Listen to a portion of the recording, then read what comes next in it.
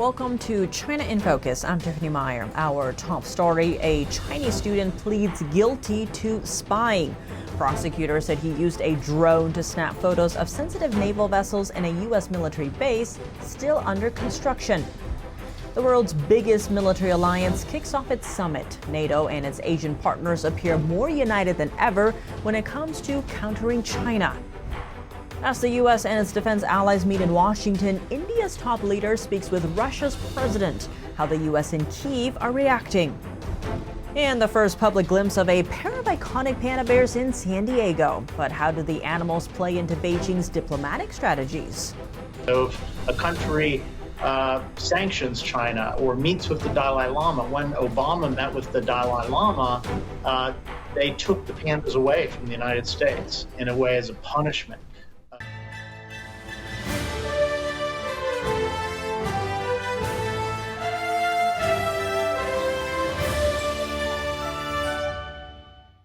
A Chinese student on Monday pleaded guilty to snapping photos of a U.S. Navy shipyard with a drone. Inside the device, the FBI found photos and videos of sensitive U.S. naval vessels. Some of them are still under construction. Shi Fengyin is a graduate student from the University of Minnesota. Prosecutors said he flew a drone near the Newport News shipyard in Virginia this January. This shipyard makes highly classified Navy aircraft carriers and nuclear submarines. Authorities said she violated the Espionage Act. The law bans individuals from taking photos of military installations. How did she get caught? An affidavit says his drone got stuck in a local resident's tree. He later approached the resident for help, and the neighbor reported him to the police. She has been released on bond and is awaiting sentencing in Virginia. He could face up to 2 years in prison and up to $200,000 in fines. Xi's case comes as U.S. military bases have intercepted a growing number of Chinese nationals posing as tourists. This March, an illegal Chinese immigrant was arrested after breaching a Marine Corps base in California. In 2019, a Chinese student was sentenced to a year behind bars for taking photos at the same military base. The student, Zhao Qianli, was 20 years old. His lawyer said he was a tourist that got lost. But Zhao's camera and cell phone only had photos taken at the military base stored on them. The U.S. is moving to keep a closer watch on land deals near sensitive military sites. This comes as growing concerns regarding Chinese land purchases around sensitive facilities. The Treasury Department said it had proposed a new rule Monday. It would add over 50 military sites under a government agency's watch. Called CFIUS, it reviews land purchases near sensitive U.S. military sites. It can block deals if it thinks the transaction could threaten U.S. national security. In May, U.S. barred a Chinese-owned crypto firm from using land around a U.S. nuclear missile base. That's out of espionage concerns.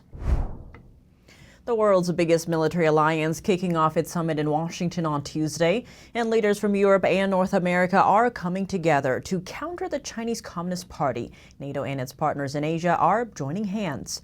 At the same time, South Korea's president is warning NATO about deepening military ties between two of Beijing's allies, North Korea and Russia. Let's dive in. In a written response to questions from Reuters ahead of his visit to Washington, Yoon Suk-yeol said, quote, "North Korea is clearly a menace to the international society," adding that he hopes Russia will sensibly decide which side, the South or the North, is more important and necessary for its own interests. His remarks come as North Korean state media released footage on Monday of what it said was an elite military training delegation preparing to fly to Russia. KCNA said it was the first such exchange between the two countries since their leaders signed a pact in June pledging closer military cooperation. Seoul protested the treaty at the time as its relations with Moscow soured while Pyongyang grew closer. In his comments to Reuters, Yoon said, "Military cooperation between Russia and North Korea poses a distinct threat and grave challenge to the peace and security on the Korean peninsula and in Europe." He added that Seoul would make a decision on weapons support for Ukraine based on how Moscow and Pyongyang's new military pact plays out. NATO is a military alliance with member nations spanning across Europe and North America. But 4 Asia-Pacific partners, Australia, New Zealand, Japan, and South Korea, are also joining the meetings this year. While the U.S. and its allies meet in Washington this week, top leaders from Russia and India just spoke in Moscow on Monday to discuss deepening ties between them. The U.S. State Department says Washington has made its concerns about the India-Russia partnership quite clear to New Delhi. Ukrainian President Zelensky posted photos of a children's hospital struck by a Russian missile on Monday. In light of that, he described India's meeting with Russia as, quote, a huge disappointment and a devastating blow to peace efforts. During that meeting, Modi told Putin that India favors peace. He later said he felt hopeful after speaking with Putin. Worth noting, Russia is India's top weapons supplier. India also buys more than 40% of its oil from Russia.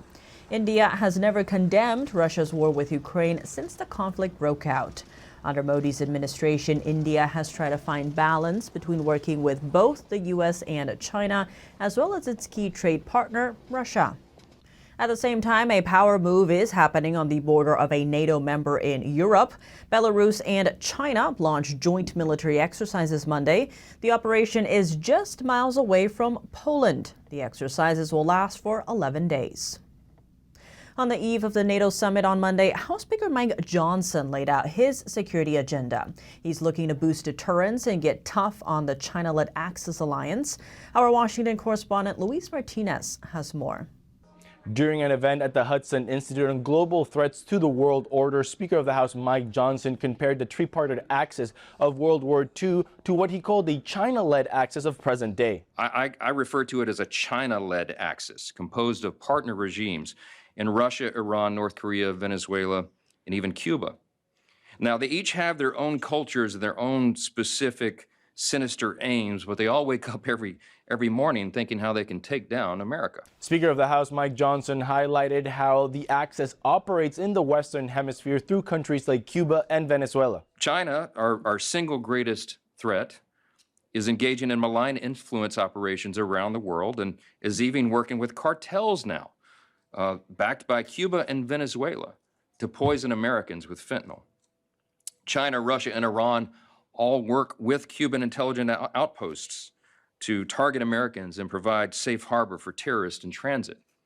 And all these enemies operating in our hemisphere. According to Speaker of the House Mike Johnson, U.S. national security depends on the government's ability to balance its budget while at the same time expanding military capabilities to counter China. First, we have to strengthen our domestic position because national security begins at home, obviously.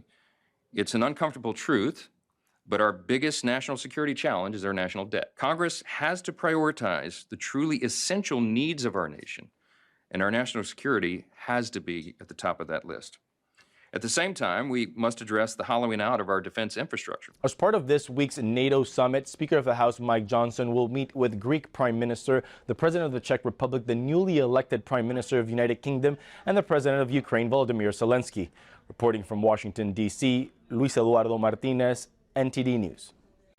Next, 2 giant pandas from China have arrived in California as the San Diego Zoo's newest guests. For Beijing, pandas have always played the role of a reward for friendly nations or a punishment to highlight the regime's anger. So what's happening with the latest arrival? The panda's arrival on U.S. soil is widely seen as a sign of easing tensions between the 2 superpowers. China has not sent a pair of the black and white bears to the U.S. in 2 decades, and recently allowed deals to expire that ended in the animals being sent home. The Chinese Communist Party has long used pandas as animal ambassadors to exert soft power. Beijing only sends the bears to other nations on loan, not on a permanent basis. The practice is sometimes referred to as panda diplomacy, with Chinese authorities offering the bears as rewards to countries that side with Beijing and forcing them home as punishment. That's by refusing to extend the loan agreements. In one example, Beijing took back almost all of the pandas it had loaned to America amid rising tensions with Washington over the past few years. Now, just months later, China said it's sending 2 young giant pandas to Washington's National Zoo by the end of the year, after Washington and Beijing brought ties back on steadier footing. For more insight about the Chinese Communist Party's panda diplomacy, we spoke to Corr, publisher of the Journal of Political Risk. Corr, thank you so much for joining us. Great to have you back on the show. Thanks. Now, the public got their first glimpses of the two giant pandas at the San Diego Zoo in California. This is part of what's known as China's panda diplomacy. But what even is panda diplomacy?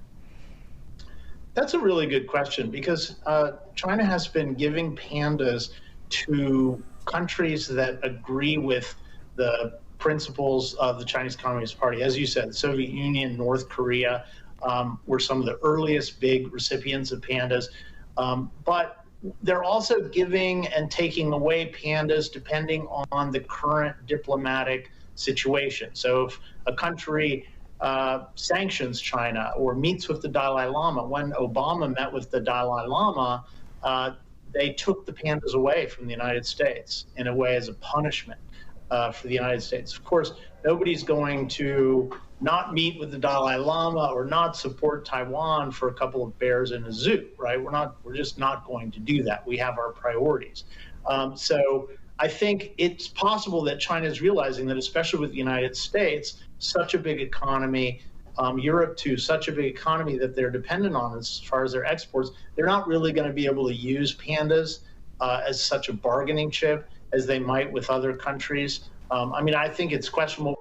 So I think we do need to start thinking about, when this topic of panda diplomacy comes up, we need to problematize it by asking, A, what's the Chinese Communist Party really, what's their agenda here?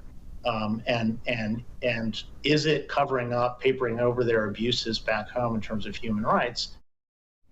To your point, China has been threatening to take back and has been taking back all the pandas, especially from the U.S., most of them leaving by the end of last year, this newest pair being the first one sent back.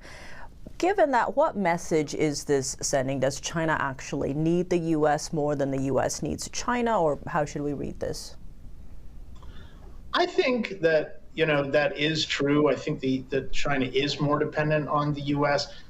We buy more Chinese goods than they buy of our goods. So from an economic perspective, we're the consumer, we're the customer, they're the seller, and the customer's always right, as Trump once pointed out about China. But the other big question, I think, is, is it good for pandas to be in captivity? There are many professors of ecology who've pointed out that it really isn't for pandas to be in captivity. They shouldn't be in zoos. They should be in their natural habitat in China, in the bamboo forests, where they often during mating season, for example, they run for kilometers, miles every day, in search of the right mate. They reproduce much better in the wild than they do in captivity. When they're in captivity and they do reproduce, the offspring, when they're released into the wild, can't reproduce themselves. So it's zoos are sort of a dead end, I think, for pandas. And I think we need to really start thinking about whether it's from an ecological perspective, an environmental perspective, and an animal rights perspective. Corr, thank you so much for your time. Thank you. That's all for today's China in Focus on YouTube. We're now sharing a shortened version of our program here after being demonetized for 3 years. If you'd like to support us, consider donating. Find us at donorbox.org/China-in-focus or subscribe to our partner platform, Epic TV, where you can watch our full episodes. Just click the link down below. Here's what to look out for in our second half. $18 trillion. That's the estimate from the Heritage Foundation, just how much money the United States has lost due to the COVID-19 pandemic. The foundation now suggesting the U.S. government should hold communist China accountable. Chinese hackers exposed by Australia, but it's not the only nation throwing accusations at the Chinese Communist Party in cyberspace. We dive in. And a toxic food scandal exposed in China. Chinese state media condemning 2 companies after they were found using oil tankers to carry both industrial and edible oil without cleaning them in between. More on that after the break here on China in Focus. Thanks for watching China in Focus. I'm Tiffany Meyer. See you tomorrow.